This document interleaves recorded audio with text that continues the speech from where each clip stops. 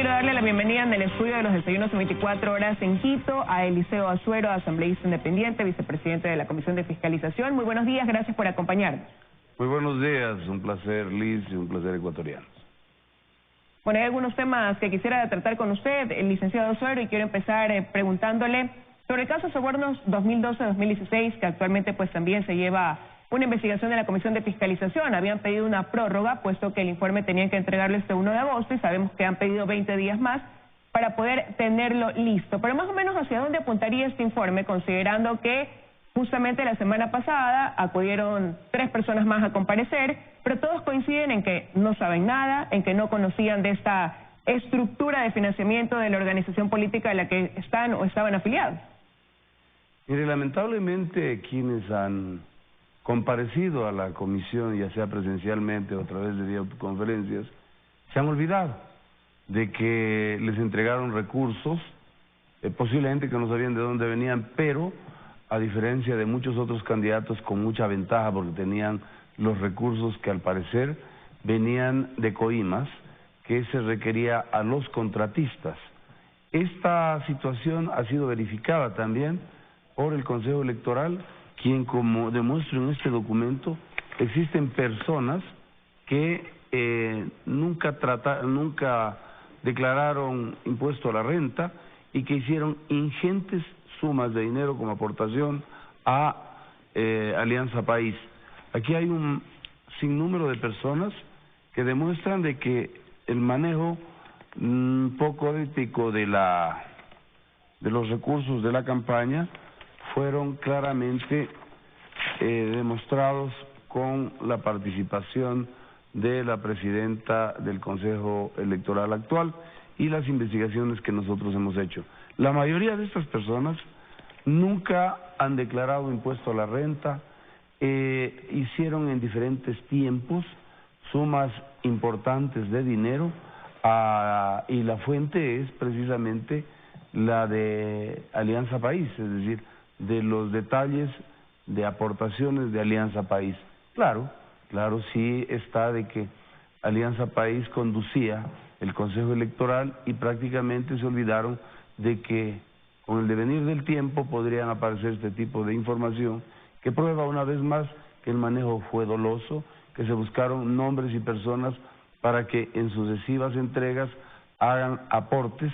sin que estos aportes estén debidamente sustentados ni sostenidos en actividades económicas que ellos debieron realizar. Muchos de ellos declaran cero desde el 2012 hasta el 2018 de impuesto a la renta, sin embargo tienen recursos para poder aportar de manera sistemática al movimiento Alianza País. Obviamente es evidente de que estos recursos se los entregaban para que se pueda legalizar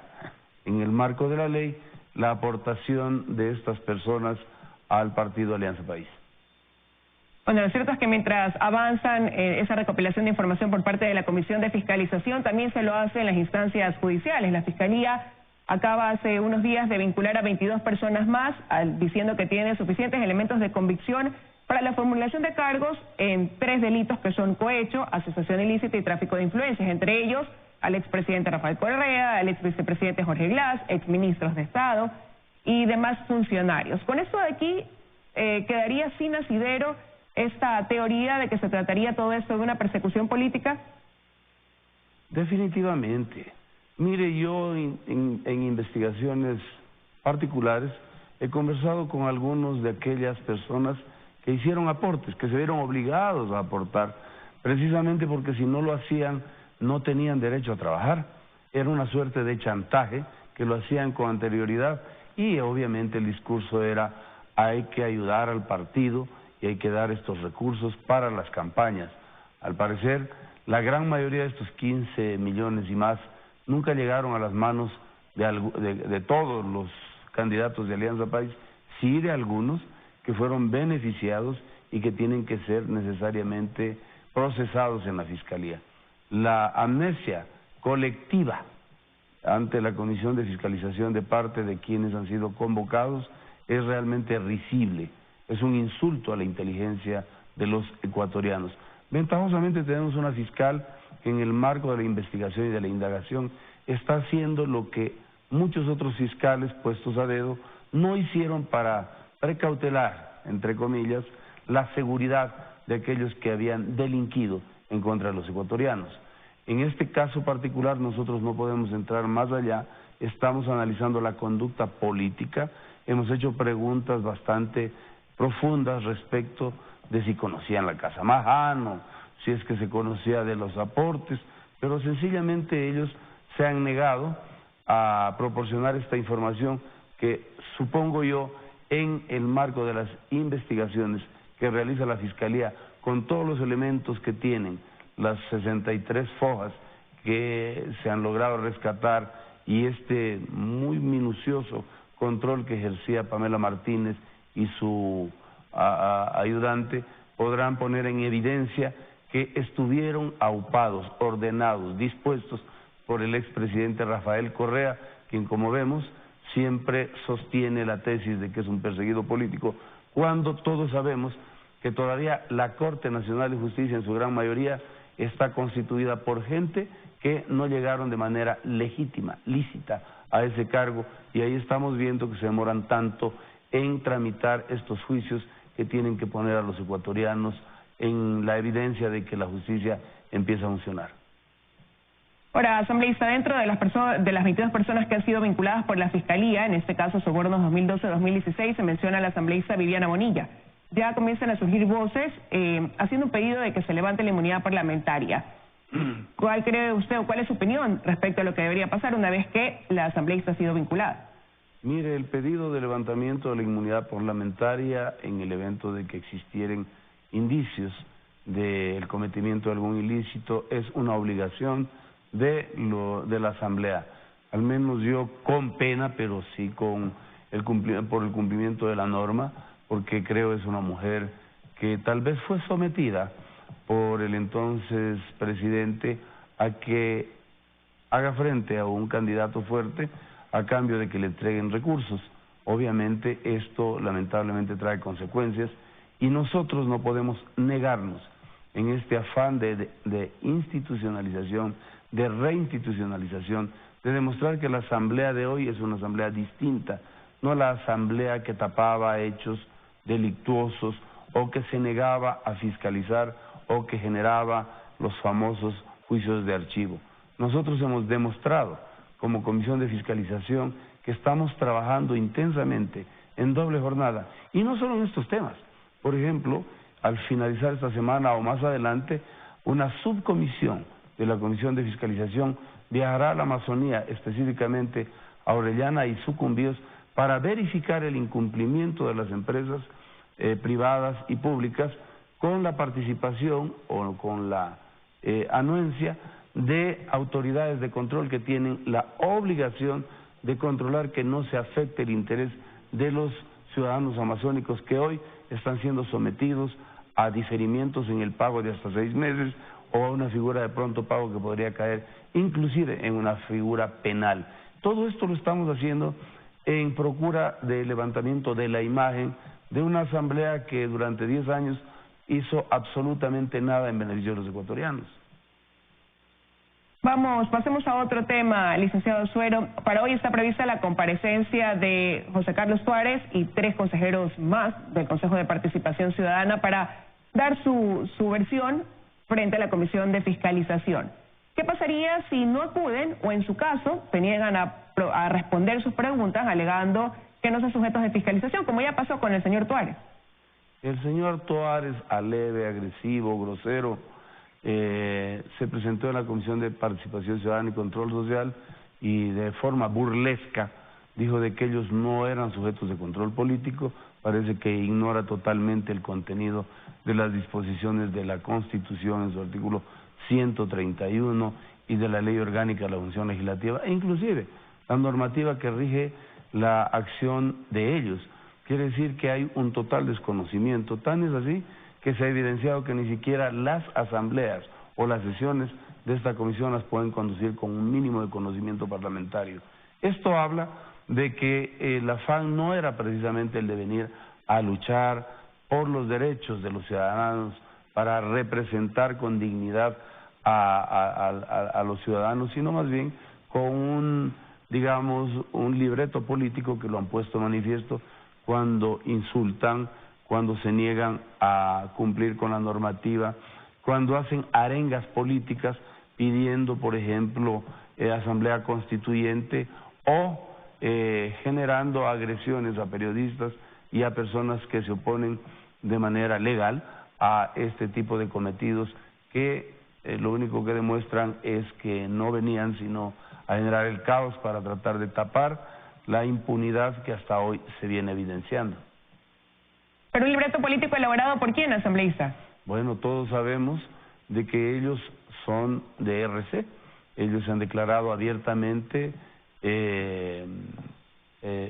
simpatizantes de Rafael Correa y claro, el afán es ese, el de generar caos en el país, desinstitucionalización, desobediencia a las disposiciones, por ejemplo, de la Corte Nacional, quienes blindaron en su momento las acciones del Consejo de Participación Ciudadana y Control Social. Si no acceden, no vienen, la norma prevé que serán juzgados en ausencia, les daremos un tiempo adicional, pero si ellos sencillamente son renuentes a comparecer al órgano de control que establece la Constitución, la Ley Orgánica de la Función Legislativa, que es el primer poder del Estado, la primera función del Estado, la Asamblea Nacional, ellos tendrán que posteriormente responder también a la justicia porque iniciaremos acciones tendientes a que la figura de desacato ante la Asamblea, si es que se produce, sea juzgado por parte de la Fiscalía y de los jueces, que ojalá actúen con diligencia y oportunidad. Ahora, la semana pasada también fue aprobado un tercer juicio político contra José Carlos Suárez, en el que se incluye también el consejero Walter Gómez. ¿Podría unificarse ese tercer juicio a los dos que ya fueron, valga la redundancia, unificados, o ese de aquí se tramitaría de manera independiente?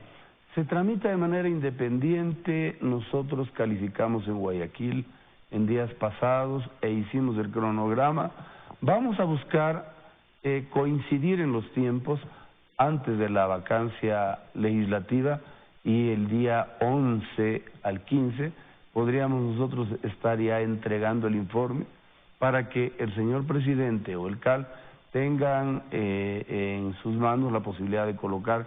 el juicio político en estos tres momentos que necesariamente se han abierto. Pues son temas totalmente distintos los que en el tercer juicio, en el segundo juicio, perdón, presentado en este caso por Raúl Tello, tienen que ver con inconductas totalmente distintas a las primeras. Ahora, si el camino final fuera a través de estos juicios políticos la censura, ¿qué garantiza el cambio de sentido del Consejo de Participación Ciudadana, considerando que quienes deberían asumir serían los suplentes, en este caso, que podrían tener la misma línea de aquellos que podrían ser censurados por la Asamblea Nacional? Mire si continúa en ese afán desestabilizador, en ese afán de romper con el sistema instituido, con la legalidad, sencillamente tendrán que seguir seguir el mismo camino que en este caso están siguiendo sus titulares. Yo no creo que se permitan una vez más cometer los errores y desafueros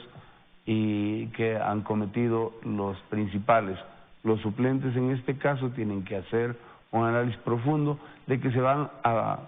presentar ante una institucionalidad totalmente distinta. Se van a presentar ante una asamblea que no persigue, una asamblea que hace cumplir la normativa y que, como todos, porque este ya es el tercer juicio político que nosotros impulsamos desde la Comisión de Fiscalización, que vamos a ir mucho más adelante, porque en carpeta existen muchos otros funcionarios, ministros de Estado, entre otros, que han cometido actos que necesariamente tienen que terminar en un juicio político. No hay de ninguna manera ese momento que se vivió en el pasado en donde se olvidaban las cosas por disposición de Carondelet, se hacía lo que decía Carondelet. Aquí Carondelet no ordena, no puede decidir nada. Nosotros no somos de ese partido político, nosotros queremos ir en la línea del señor presidente de volver al Estado ecuatoriano a que las instituciones democráticas funcionen de manera totalmente independiente y por eso iremos también a verificar si la función jurisdiccional en el marco de nuestra competencia cumple o no cumple y si tiene la legitimidad correspondiente a aquellos jueces que hoy están siendo evaluados o que deben ser evaluados, inclusive con las pruebas que yo mismo tengo a mi haber para presentarle a esta comisión evaluadora y que sencillamente esta función que deja mucho que desear, que hoy por hoy tiene a los ecuatorianos totalmente alarmados, pueda necesariamente cumplir con el cometido para el cual ha sido creado constitucionalmente. ¿Qué tipo de pruebas tiene, asambleísta, que las entregará el comité evaluador en este caso? Yo hice una investigación en meses pasados con documentos que se certificaron desde el Consejo de la Judicatura Transitorio, en donde se establecen qué procedimientos se violentaron en el escogitamiento de los jueces de la Corte Nacional de Justicia, cuáles son, por ejemplo, las ayudas que se les dieron, entre comillas, las notas que por diferentes factores obtuvieron y, por supuesto, una evidencia de que muchos de ellos llegaron por favoritismo y no necesariamente porque habían cumplido con los prerequisitos. Esta documentación está debidamente certificada, se la entregaremos al Consejo de la Judicatura actual, consecuentemente a los evaluadores, para que, bueno, con la evidencia en las manos puedan trabajar, porque usted puede evidenciar, y los ecuatorianos ya estamos más allá de medio periodo de gestión gubernativa y todavía no existe por parte de esta importante función del Estado las acciones correspondientes que tiendan a sancionar a aquellos que asaltaron los fondos de los ecuatorianos, a sancionar y mandar a la cárcel a aquellos que han delinquido y que han puesto en zozobra y en mal predicamento económico a los ecuatorianos. Ahora, quiero retomar el tema de lo del Consejo de Participación Ciudadana y Control Social. Dentro de esta investigación que se realiza, donde se ha cuestionado también el proceder del Consejo Nacional Electoral en cuanto a la aprobación de la inscripción de las candidaturas, ¿cabría un juicio político a los vocales del CNE desde su punto de vista? Yo voy a decir lo siguiente: si usted me entrega a mí una declaración juramentada, no tengo razón alguna para poner en duda o investigar si aquello que se me entregó como una declaración juramentada, advertida del delito de perjurio, tenga que ser mañana más tarde responsable. Esto, si es que cabe investigar, tiene que ser a las comisiones que previamente tamizaban las candidaturas. Yo no creo... Pero es que aquí hubo ese antecedente, que la comisión en su primera instancia dijo que no calificaban esa candidatura de José Carlos Tuárez, por ejemplo, y después él presentó un recurso, con lo cual se cambió de parecer, pero en primera instancia esa comisión dijo que no. Con eso ahí no debió haber quedado la duda para que el Consejo Nacional Electoral, ya los vocales, investigaran de una manera más amplia esa inscripción. A eso me refiero. Si se ha recibido documentación falsa que vino bajo la figura de declaración juramentada y esas comisiones ya hicieron lo que debían hacer, porque no es muy claro lo que dicen ellos, pero en todo caso eso no quiere decir que los sujetos de control político, que en este caso son también los miembros del ex Consejo Electoral, no tengan que comparecer. Pero en lo personal, luego de haber leído muchos temas, sí, en efecto, me entregaron una declaración juramentada, no hay razón para verificar si esos documentos que se adjuntan a la declaración juramentada tienen o no tienen validez. Y hoy hemos descubierto que la probidad notoria, que es una de las bases fundamentales para ejercer estos cargos, no existió por lo menos por 4 de los miembros, ya que entregaron documentos falsos y están sometidos al imperio de la justicia. La fiscal general tendrá necesariamente que a realizar las acciones que le corresponda para sancionar este presunto delito que se ha cometido. No solo queda en que yo mentí y le mentí a los ecuatorianos y no cumplí con la figura de probidad notoria. Eso es lo que nosotros estamos juzgando. Y en todo caso, lo que se encuentre irá a la Fiscalía y la Fiscalía tendrá que hacer su trabajo y luego los jueces en el proceso de juzgamiento.